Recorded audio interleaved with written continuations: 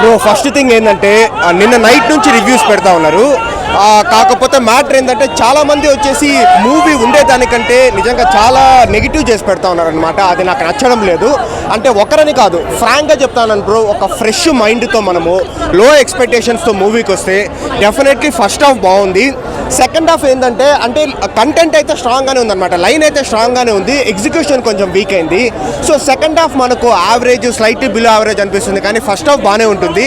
Climax కొంచెం మార్చి, climax ఒక 10 minutes week అయింది. అండ్ సెకండ్ హాఫ్లో అక్కడక్కడ స్క్రీన్ ప్లే ఎంగేజింగ్గా లేదు అంతే. కానీ సో మూవీ అయితే నిన్న నైట్ నుంచి నేను చూస్తాను కదా యూట్యూబ్లో, చాలామంది ఏంటంటే రాడ్ ప్రోమాక్స్ అవి ఇవి పనికి మాల తమ్నైల్లు పెడతాన్నారు. అలాంటి ఒక వరస్ట్ తమ్నైల్స్కి అయితే మూవీ డిజర్వ్డ్ కాదు 100%.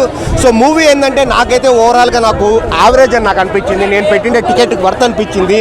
ఎంతసేపు ఓకే బ్రో నేను ఒప్పుకుంటాను, CGI వీక్గానే ఉంది, VFX వీక్గానే ఉంది, స్క్రీన్ ప్లే కూడా సెకండ్ హాఫ్ కొంచెం గ్రిప్పింగ్గా పెట్టింటే బాగుండేది. కానీ పాజిటివ్స్ ఉన్నాయి, అది ఎవరు మాట్లాడడం లేదు.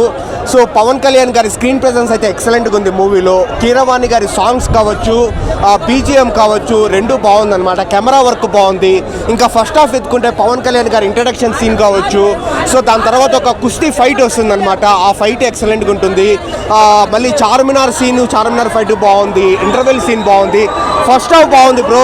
సెకండ్ హాఫ్ ఏంటంటే కొంచెం స్క్రీన్ ప్లే లైన్ స్ట్రాంగ్గా ఉన్నా స్క్రీన్ ప్లే కొంచెం ఎంగేజింగ్గా పెట్టింటే బాగుండేది. నాకైతే ఓవరాల్గా యావరేజ్ మూవీ అని నాకు అనిపించింది.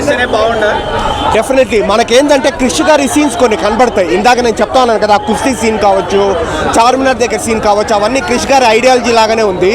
కంటెంట్ కూడా, మూవీ లైన్ కూడా ఏదైతే ఔరంగజేబు లైక్ ఈ మత మార్పిడి మీద ప్రెజర్ చేస్తూ ఉంటాడు హిందువుల్ని, ఆ లైన్ కూడా నాకు ఇంకా ప్రాపర్గా క్రిష్ గారే నాకు కనబడినారు.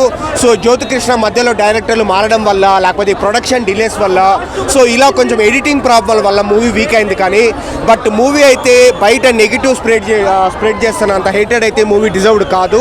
So definitely minimum average stock అయితే డిజర్వ్డ్. ఒక ముక్కలో చెప్పాలంటే ఫస్ట్ హాఫ్ బాగుంది, సెకండ్ హాఫ్ యావరేజ్గా ఉంది.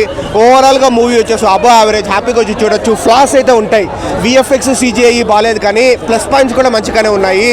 సో బయట స్ప్రెడ్ చేసేంత నెగిటివ్ అయితే కాదు మూవీ, హ్యాపీగా వచ్చి చూడొచ్చు బ్రో. అంటే ఈరోజు మల్టీప్లెక్స్లో ఓకే, బట్ 600 అంటే కొంచెం ఇప్పుడు అన్ని పెంచేస్తున్నారు. పుష్పకి అయితే 1200, 1400 కూడా పెట్టి చూస్తాము. ఓవరాల్గా అమౌంట్ గురించి పక్కన పెట్టేస్తే మూవీ అయితే యావరేజ్ బ్రో.